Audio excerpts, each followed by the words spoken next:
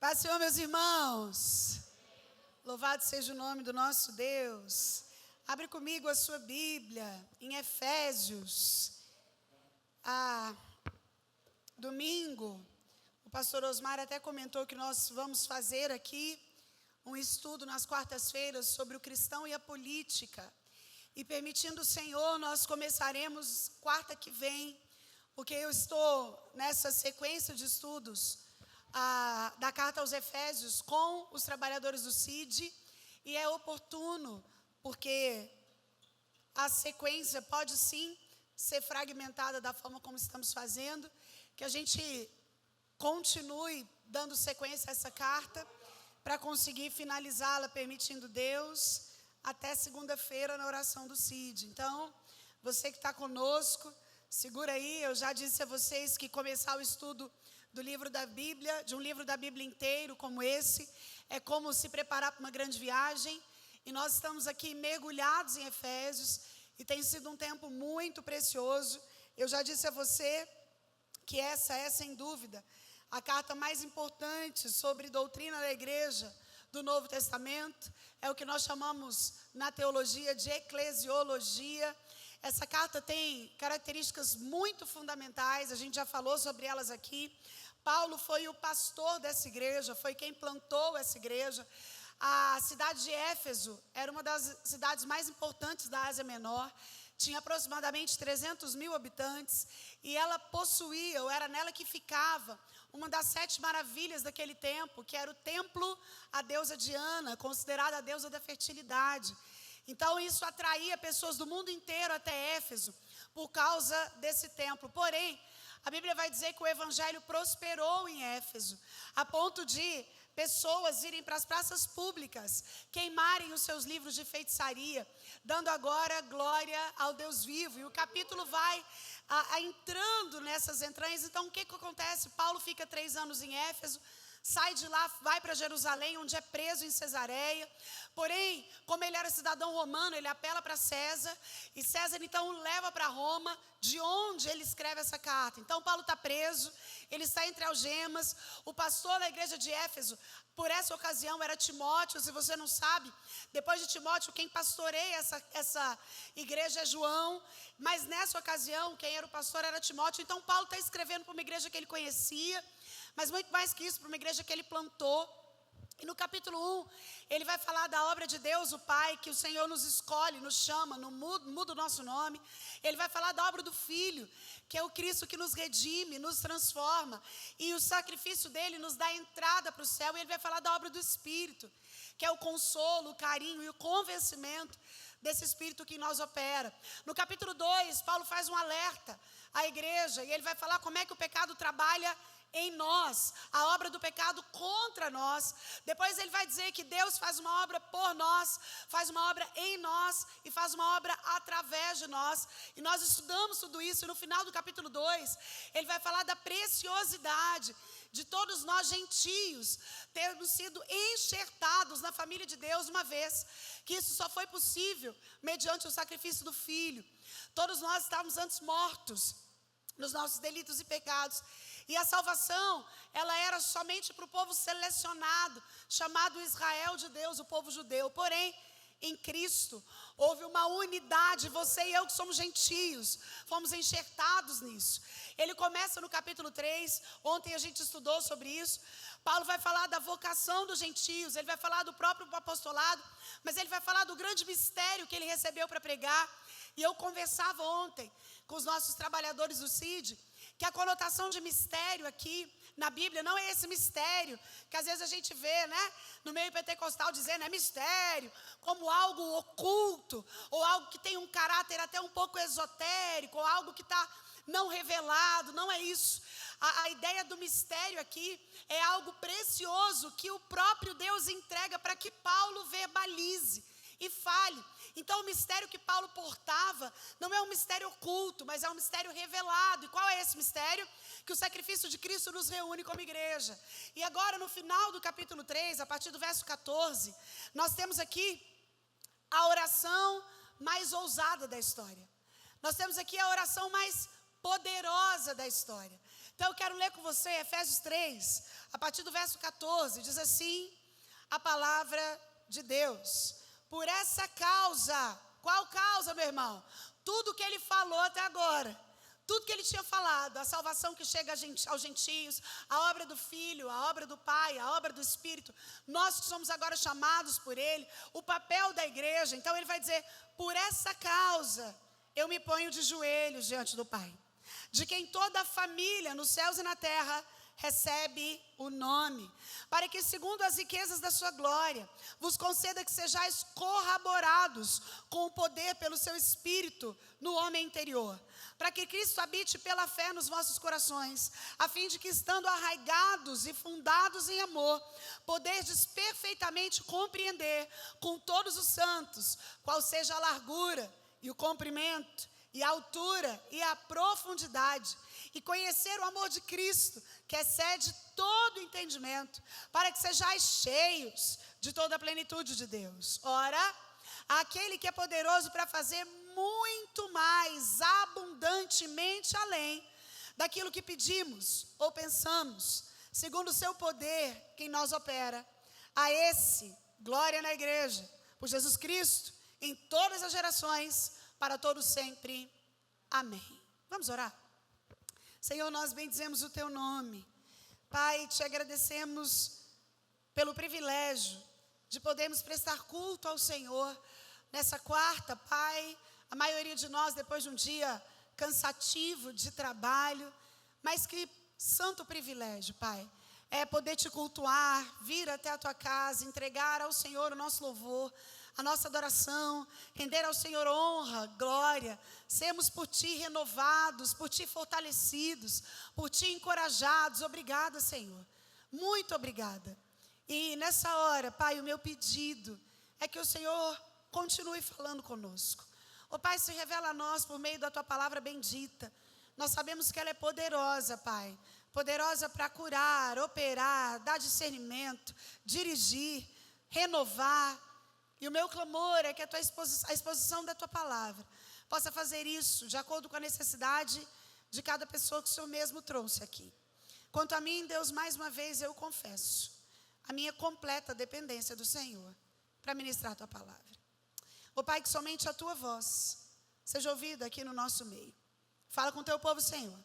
É a nossa oração em nome de Jesus o Cristo. Amém. Essa é a segunda vez que Paulo ora nessa carta. Na primeira vez, ele enfatiza a necessidade que você e eu temos de iluminação, de algo que acende a direção, e ele fala que isso só é possível pelo poder do Espírito que em nós habita. Agora, nessa segunda oração, ele enfatiza a nossa necessidade de capacitação. Escute, a ênfase nessa segunda oração agora não é no conhecer, mas é no ser. A ênfase nessa segunda oração, entendendo Paulo a necessidade do povo nesse momento, é o ponto culminante daquilo que é a teologia paulina. Por quê? Porque essa é considerada a oração mais ousada da história. Veja, meu irmão, Paulo está preso, ele está na antessala da morte, ele está com muitas necessidades físicas e materiais imediatas, certamente passando angústias e dores no corpo, porém, ele não faz nenhuma espécie de pedido a Deus relativo a alguma necessidade material. A gente não tem Paulo aqui clamando pelo alívio de dores. A gente não tem Paulo aqui clamando por provisão financeira. A gente não tem Paulo aqui pedindo para que o Senhor faça algo por ele. Os homens, e aí a gente vai entendendo a mentalidade do apóstolo. E para Paulo, os homens podiam até colocá-lo atrás das grades, mas não podiam enjaular sua alma. Eles podiam algemar Paulo, mas não podiam algemar a palavra de Deus. Eles podiam proibir Paulo de viajar, de visitar, de pregar na igreja, mas não podiam impedir Paulo de orar pelas igrejas. E Paulo vai trazendo essa ideia de mesmo dentro da prisão, mas não inativo, aprisionado, mas não parado. Ele estava realizando um poderoso ministério dentro da prisão. Ali naquele lugar, ele estava executando o ministério da intercessão. Sabe, querido, como nós almejamos, e louvado seja Deus pelo CID, porque CID é um treinamento tão intenso, que nos permite conduzir os nossos intercessores sobre aquilo que biblicamente é uma oração intercessória. Paulo faz aqui uma oração de intercessão. Veja, Paulo nunca separou o ministério da instrução do ministério da oração. A instrução, ou seja, o ensino e a oração andam juntos. Hoje, a maioria dos teólogos acabam não sendo homens de oração, mas os homens que oram não se apaixonam pela teologia. E aí a gente tem um divórcio que não existe na Escritura. Porque na Escritura, o mesmo homem apaixonado pela teologia é o homem que ora. O mesmo homem que busca a letra é aquele que busca a intimidade. E Paulo vai revelando isso aqui, porque, meu irmão, você e eu precisamos ter na cabeça cheia de luz, mas o coração cheio de fogo.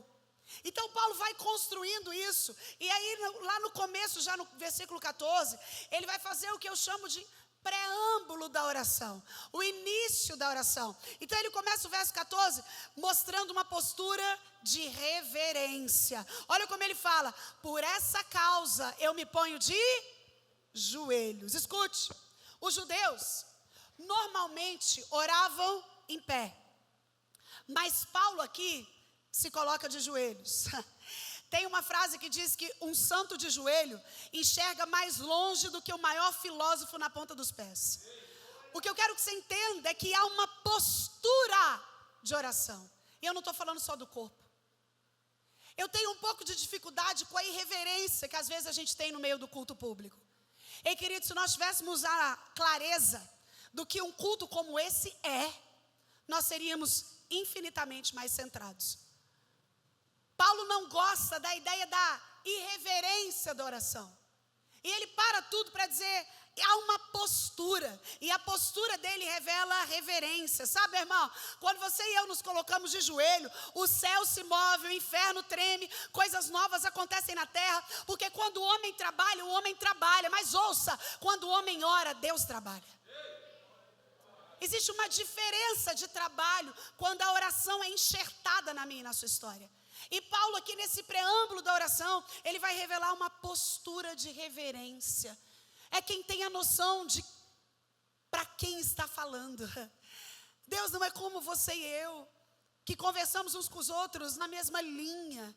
Paulo sabia que diante daquele que é Senhor e que é Rei, a postura certa é de joelhos. É de joelhos. Eu não estou dizendo que você só deve orar de joelhos, mas eu estou dizendo que você também deve orar de joelhos. Se você não tem nenhuma limitação física, se não algo te impeça, há uma reverência em colocar-se de joelho. Mas Paulo vai falando, vai continuando a nos ensinar nesse preâmbulo da oração, porque no verso 15, e no final do 14 e no 15, ele vai falar da motivação. E a motivação pelo qual ele ora é a exultação pela obra de Deus na igreja. O que eu quero que você entenda é que Paulo se coloca de joelhos para que Deus haja na igreja. Olha aí o verso 14, o final dela. E o verso 15, por essa causa eu me ponho de joelhos diante do Pai, de quem toda a família, a ideia de família aqui não é a sua família núcleo, é a família da fé, a igreja de Deus, de quem toda a família nos céus e na terra recebe o nome. Veja, quando ele fala por essa causa, e eu te disse que ele está se referindo a tudo que ele já tratou antes na carta, ele está falando de forma direta da reconciliação gloriosa com os gentios, com Deus, ou seja, nós que antes estávamos separados, mas com os gentios, com os judeus, ou seja, agora um só povo, que foi o foco do começo do capítulo 3, formando uma única igreja, que agora é o corpo de Cristo. A igreja da terra e a igreja do céu são a mesma igreja, a qual Paulo chama de família de Deus. É por isso que nós carinhosamente nos chamamos de irmãos. A ideia é que nós somos uma mesma família. Há um só povo, há um só rebanho. Paulo vai falar aqui da igreja que é militante da terra, mas que é a igreja que sabe que é triunfante no céu, como sendo uma única igreja. O autor de Hebreus, lá no capítulo 12, vai falar que nós somos a mesma igreja, temos o mesmo nome, e todo nome de todo crente, seja os que ainda estão na terra, você e eu, seja os que estão no céu, estão escritos em um só livro da vida.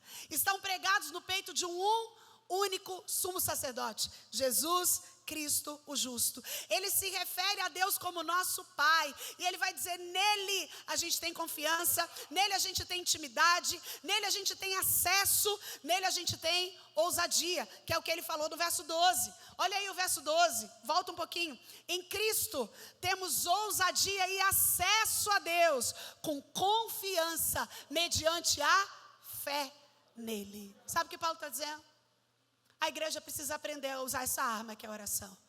Porque por meio de Cristo, é por isso que toda oração, meu irmão, toda ela, da mais simplesinha, a mais profunda que você for fazer, ela precisa ser no nome de Jesus. Não se engane, não há força no seu clamor se não for pelo sacrifício do Filho. Não há potência naquilo que você verbaliza se não for pelo sangue do Filho. Não há intercessão se não for pelo nome do Filho. Toda oração tem que ser em nome de Jesus. É em nome dele. É isso que Paulo está falando no versículo 12. Em Cristo, não é por você, pelo seu mérito, pelo seu linguajar. Em Cristo temos ousadia e acesso. É essa a ideia da oração paulina. É uma igreja, é uma oração que revela a exultação pela obra de Deus na igreja. A voz de Paulo é que Deus haja na igreja. Escute, no verso 16 ele vai dizer assim, ó: peço a Deus que segundo a riqueza da sua glória, conceda a vocês que sejam fortalecidos com poder, mediante o seu espírito, no íntimo de cada um. Paulo aqui está fazendo uma oração audaciosa, mas escute, não é uma oração audaciosa porque ele se achava forte. É uma oração audaciosa de quem confia. Você entende essa diferença? A oração é audaciosa não por quem ora, mas por quem a media. A oração é audaciosa não pela personagem, ou não pela estratégia, ou não pelo palavreado de quem clama. A oração é audaciosa por causa da confiança gerada em quem crê. Ei, querido, Paulo olha e fala, é por meio de Cristo. Ele manifesta o desejo de que Deus atenda a sua súplica. E como ele fala no verso 16, segundo a riqueza da sua glória. A glória de Deus não é um atributo de Deus, mas é o fulgor pleno de todos os atributos de Deus. Na teologia, a gente separa os atributos comunicáveis de Deus com os incomunicáveis de Deus. Atributos incomunicáveis são aqueles que só Deus é. Só Deus é soberano, só Deus é eterno. São coisas que dizem respeito àquilo que Deus não comunica, ou Ele não nos deu. Agora Ele tem atributos comunicáveis, aquele que Ele comunicou conosco. Deus é amor, nós também podemos amar. Deus é misericordioso, nós também podemos agir com misericórdia. Mas quando Paulo fala, segundo a riqueza da sua glória, ele está unindo todos os atributos de Deus para dizer, Deus, eu estou suplicando que o Senhor faça, segundo a riqueza da sua glória. Paulo tinha em mente os ilimitados recursos que estão disponíveis a Deus. Ei, queridos, os recursos de Deus são ilimitados. Você e eu vivemos sempre com a noção de limitação, não é assim? Tudo para nós é limitado. Desde algo que você compra e você fica com medo de acabar. Qualquer coisa que você compra, o arroz da sua casa, o sabonete que você usa, o desodorante que você gosta, a roupa que você prefere, o eletrodoméstico da sua casa, tudo que nós compramos tem prazo de validade. É assim que funciona. Tudo já vem com essa validade marcada e o tempo deteriora a roupa, a traça consome. Se você deixa a roupa guardada muito tempo, ela mofa. Mas o que Paulo está dizendo aqui é que o Deus que responde oração é ilimitado no seu recurso. É por isso que você e eu podemos fazer pedidos audaciosos a Ele. O mesmo Deus que dá muito é o Deus que dá pouco. O mesmo Deus que tem poder para fazer abundantemente além. É o Deus que responde orações pequenininhas. Então esse preâmbulo da oração, Paulo nos mostra uma postura, uma motivação e uma audácia reveladora de confiança. Em segundo lugar, quando a gente vai entendendo esse parágrafo, depois do preâmbulo dela, ou seja, do início dela, a gente vai olhar o conteúdo dela. Veja, nessa oração, os pedidos de Paulo são como degraus de uma escada, cada pedido vai subindo um pouco além, porém ele sempre vai basear o que ele pede agora naquilo que ele pediu antes. Ele está sempre construindo um pano de fundo. Então olha aí, de novo, verso 16 e 17. Peço a Deus que, segundo a riqueza da sua glória, conceda a vocês que sejam fortalecidos com poder mediante o seu Espírito no íntimo de cada um, e assim, pela fé que Cristo habite no coração de vocês, estando vocês enraizados e alicerçados no amor. Sabe? A primeira súplica que Paulo faz aqui é uma súplica por poder interior. Mas veja, não é esse poder interior que a gente acha que desenvolve para conseguir o que a gente quer, para falar o que a gente quer, para alcançar todos os caminhos e para obter todos os resultados.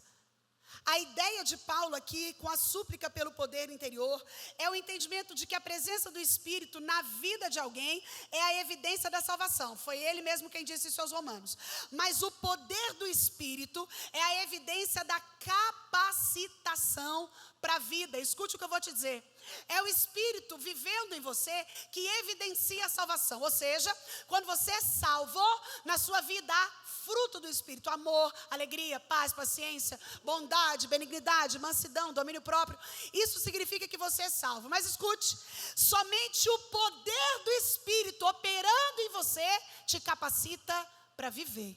Veja, esse poder aqui não é poder para expulsar demônio, não é poder para profetizar, não é poder para isso, querido. O poder que Paulo pede para que o Espírito derrame é um poder para a vida, que tem a ver com santificação, que tem a ver com mudança de postura.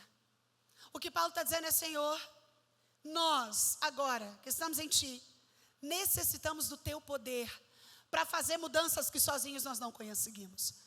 Sabe aquele pecado com o qual você flerta? O poder do Espírito que te ajuda a vencê-lo. Sabe aquilo que você acha que não consegue fazer? Não consigo parar de falar demais. Quando eu vi, já falei. O poder do Espírito operando em você te dá poder para isso. Sabe aquilo que você olha e fala: isso eu não consigo? O poder do Espírito faz isso com você. Jesus, quando realizou o seu ministério na terra, sob o poder do Espírito, diz Lucas 4, diz Atos 38, e é justamente pelo poder do Espírito que em Cristo operava que a santidade dele era revelada. Sabe, irmão, existem 59 referências ao Espírito Santo no livro de Atos. 1/4 de toda a referência a ele que existe no Novo Testamento. Isso significa que a súplica pelo poder do interior em nós, pela ação do Espírito, precisa ser constante. Você e eu precisamos ser fortalecidos com poder, porque somos fracos, porque o diabo é astuto, porque o homem interior mente, porque o coração tem desejos, porque nós temos tendência a executar vontades. Para que você e eu vivamos em santidade, nós precisamos ser fortalecidos em poder. E saiba, esse poder do Espírito Santo nos é dado de acordo com a riqueza da sua glória. Essas petições caminham juntas. As duas se referem ao ponto mais íntimo do cristianismo: o homem interior de um lado, o coração do outro. E o poder do Espírito e a habitação de Cristo vão se referir à mesma experiência, porque é mediante o Espírito que Cristo habita em nós. Escute, a palavra no grego aqui é muito preciosa, porque cada cristão é habitado pelo Espírito Santo e é templo do Espírito Santo. Porém, a habitação de Cristo aqui é uma questão de intensidade. A palavra que Paulo utiliza aqui, e você vai entender agora a diferença dela, porque existiam duas palavras distintas para o verbo habitar. Elas eram poreikel e kaitokel. A primeira palavra significa habitar como estrangeiro. É como quando você aluga uma casa. A casa não é sua, então você até cuida dela, mas você não faz todas as mudanças. Afinal de contas, você não vai investir ali. Você é estrangeiro naquele lugar. A ideia é de que a casa vai embora. É um peregrino que está morando longe da sua casa. A segunda palavra, porém, kaitokel, significa estabelecer-se em um lugar. Fala de habitação permanente, que é diferente de uma habitação temporária. Então fala de quando você compra a sua casa própria, e agora aquela casa é sua, ela te pertence, você faz as mudanças, você tem senso de pertencimento. Veja, a palavra que Paulo usa aqui, quando ele vai falar da plenitude da divindade em que Cristo habita, quanto da plenitude de Cristo habitando no coração, do crente, aqui no verso 17, a palavra que ele usa é kaitokel. Sabe por quê, meu irmão? Porque uma coisa é ter o Espírito Santo presente, outra coisa é ter o Espírito Santo como presidente. Você entende essa diferença? A ideia de habitação aqui não é uma habitação estrangeira, como quem mora numa casa de aluguel e não faz investimentos ali.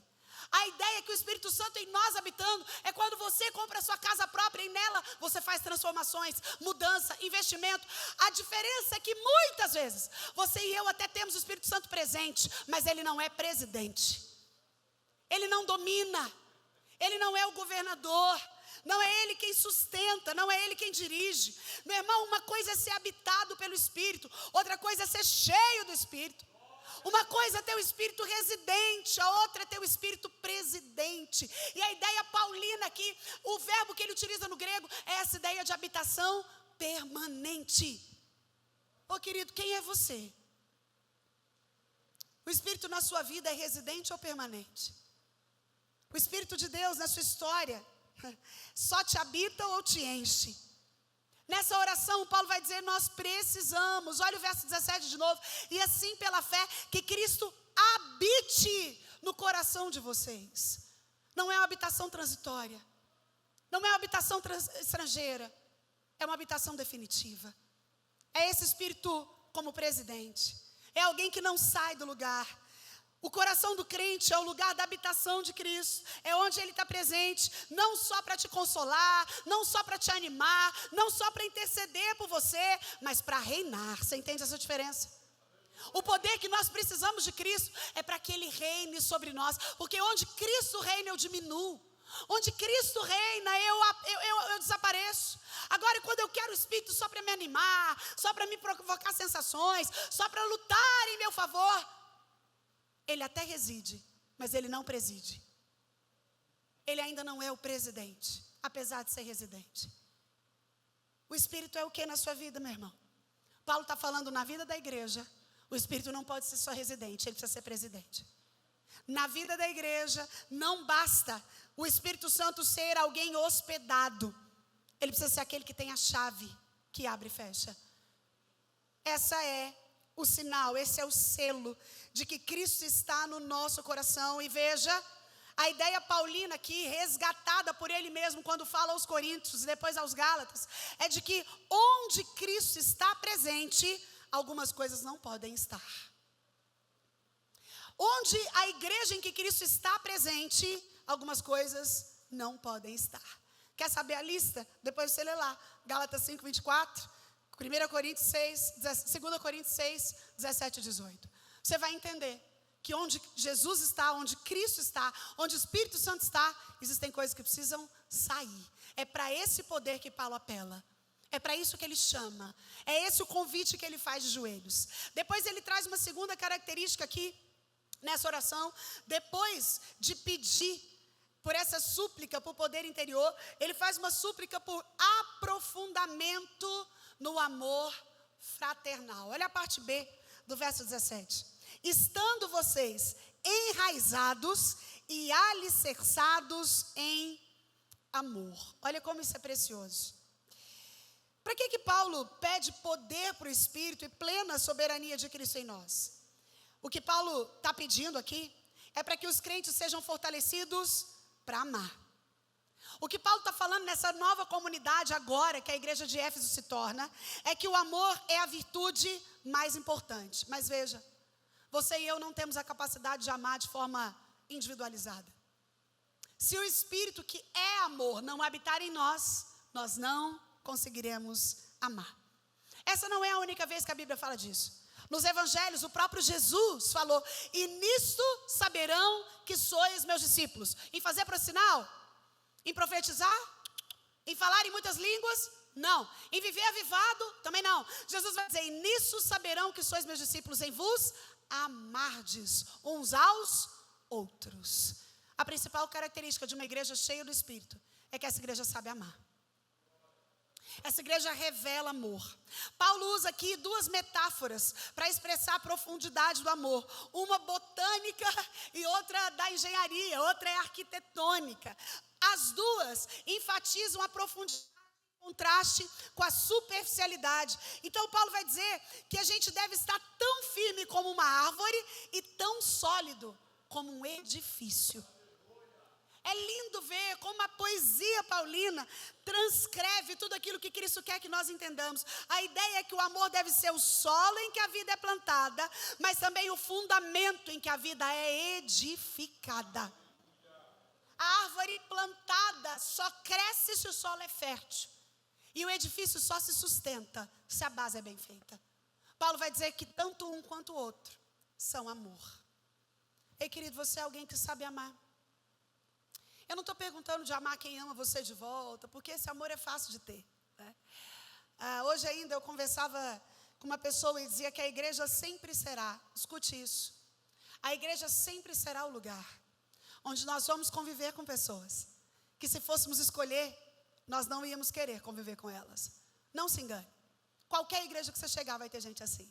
Porém, aquilo que nos une é infinitamente maior do que aquilo que nos diferencia, do que aquilo que eu olho em você e eu não faria, do que o jeito que às vezes eu olho para você e não gosto. É por isso que nós precisamos do poder de Deus operando no nosso interior, para matar aquilo que é essencialmente nosso e para fazer crescer aquilo que é dele, para que o meu olhar para o meu irmão, e eu não estou falando do Santo Hilário, eu estou falando da igreja de Deus na terra, seja um olhar lotado de amor. Paulo vai dizer, nós precisamos amar. A parte mais importante de um prédio é o seu fundamento. Se ele não cresce para baixo, ele não pode crescer para cima de forma segura.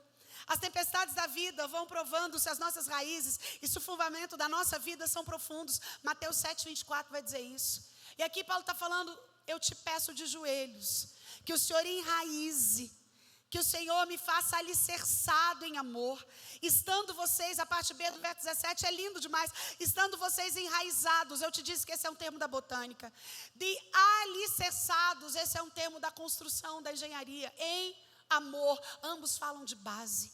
A base da igreja é amar. O que nos reúne como irmãos é o amor. O que nos sustenta como igreja de Deus na terra é amar. Então Paulo vai, nesse conteúdo da oração, revelar uma súplica por poder interior, uma súplica por aprofundamento do amor. E no verso 18 e 19, ele vai revelar uma súplica por compreensão do amor de Cristo. Olha o verso 18 aí. Isso para que, com todos os santos, vocês possam compreender qual a largura, o comprimento e a altura e a profundidade, e conhecer o amor de Cristo, que excede todo entendimento, para que vocês fiquem cheios de toda a plenitude de Deus. Olha que precioso. O apóstolo passa agora do amor, do nosso amor pelos irmãos, para o amor de Cristo por nós. Veja, nós precisamos de força e poder para compreender o amor de Cristo. A compreensão do amor de Cristo não é simples. Existe tanto, mas tanto conteúdo no Jesus te ama. Só que nós precisamos de poder para compreender isso. Se você e eu não estivermos cheios do Espírito, a nossa compreensão sobre essas coisas são vazias. Se nós não estivermos modulados por Ele, e essa é a ideia central de Paulo aqui, a ideia central do pedido provém de duas ideias. Primeiro, compreender no verso 18 e no verso 19, conhecer. Porque nem tudo que compreendemos nós conhecemos. E às vezes nós conhecemos, mas não compreendemos. Então Paulo no verso 18 fala, eu preciso compreender. E no verso 19 ele fala, eu preciso conhecer. Mais precisamente, no verbo conhecer, há uma referência a algo alcançado pela experiência. Paulo ora para que aquele povo da igreja, você e eu que somos gentios, possamos compreender o amor de Cristo nas plenas dimensões. Olha como ele diz, qual é a altura, o comprimento, a largura e a profundidade. Veja, quando Paulo faz referência às dimensões, ele tem o propósito de falar da imensurabilidade desse amor. Meu irmão, o amor de Cristo é suficientemente largo para abranger a totalidade da humanidade. Não sou eu quem disse isso. Foi João falando lá em Apocalipse capítulo 5. E foi Paulo falando aos Colossenses capítulo 3. Mas ele não é só largo, ele é também suficientemente comprido para durar por toda a eternidade. Você pode dizer amém? A eternidade não esgota o amor de Deus. Quem diz isso foi Jeremias 31, foi Apocalipse 13, foi João 13. Mas ele não é só largo e comprido, ele é também suficientemente profundo para alcançar o pecado mais degradado. Isaías 53 fala que o que Cristo fez por nós foi nos tirar do nosso estado original. E esse amor é suficientemente profundo. Mas veja, ele não é só suficientemente largo, não é só suficientemente comprido, ele não é só suficientemente profundo, mas ele também é suficientemente alto. Para quê, meu irmão? Para levar você e eu aos céus. Essas são as dimensões do amor de Deus. É muito além do que tudo que a gente imagina ou pensa. A ideia de que ele é suficientemente alto para nos conduzir ao céu, é João quem fala no capítulo 17, é como uma espécie de inventário espiritual. Os pais da igreja viram nessas 4 dimensões um símbolo da própria cruz de Cristo. Suficientemente largo, suficientemente alto, suficientemente profundo, suficientemente comprido. Aquilo que a cruz revelou. Oh, querido, como você e eu precisamos de revelação diária do que a cruz é, do que a cruz representou. Quantas vezes nós somos superficiais em olhar e falar, ele morreu na cruz no meu lugar e é só isso. O que Paulo está querendo que esse povo de Éfeso entenda. E ele vai dizer isso a fim de poderes compreender todos os santos. Sabe o que Paulo está dizendo? O isolamento e a falta de comunhão com os crentes é um obstáculo para o amor de Cristo. É por isso que crente que não congrega, meu irmão, acha que não é amado. Ele pensa que é sobre ele, mas na verdade é sobre a ausência dele. Você entende isso? É por isso que nós precisamos congregar. A vida de Deus, o amor de Deus, a profundidade, a largura, o tamanho, a profundidade, são revelados no seio da igreja. Paulo fala à igreja, nós precisamos pertencer à igreja, e ele vai terminar essa ideia falando, e conhecer o amor de Cristo que excede todo entendimento. Sabe qual é a ideia aqui, meu irmão? É que esse amor é por demais largo, comprido, profundo e alto, que até nós, os santos, não conseguimos medi-lo. Esse amor é tão inescrutável quanto as riquezas são insondáveis. Sem dúvida nenhuma, você e eu passaremos a eternidade explorando as riquezas desse amor. Que grande amor, que tamanho amor, que profundo amor, que ousado amor. Paulo encerra, e eu também, quando no verso 19, parte B, ele vai dizer, para que vocês fiquem cheios de toda a plenitude de Deus. Essa não é a primeira vez que aqui na carta aos Efésios, Paulo nos fala que nós devemos ser cheios da plenitude de Deus. Ele falou isso no capítulo 1, verso 23, ele fala isso agora no 3,19, e lá no capítulo 5, 18, ele vai falar de novo. Porque a ideia de Paulo é que nós precisamos ser cheios da própria Trindade. O amor do Pai, a suficiência e a justificação do Filho, e o carinho e a amizade do Espírito devem nos encher de forma plena. O pedido de Paulo ao encerrar essa oração é para que nós sejamos tomados de toda a plenitude de Deus. É Deus presente em cada célula, em cada membro, em cada área da vida. É tudo em nós está tragado pela presença e pelo domínio dele. A ideia é que a gente quer ser tão cheio, não apenas com a plenitude, mas até a plenitude dele. A gente deve ser santo como Deus é santo, como Deus é perfeito, como ele é santo. A gente deve ficar cheio até o limite, cheio até a profundidade. Isso significa também que nós devemos buscar ser semelhantes a Cristo, porque ele era cheio. Ele era cheio da plenitude. Ei, querido, você é um crente pleno em Deus. O amor do Pai, o sacrifício do Filho, o carinho e o consolo do Espírito enchem a sua vida.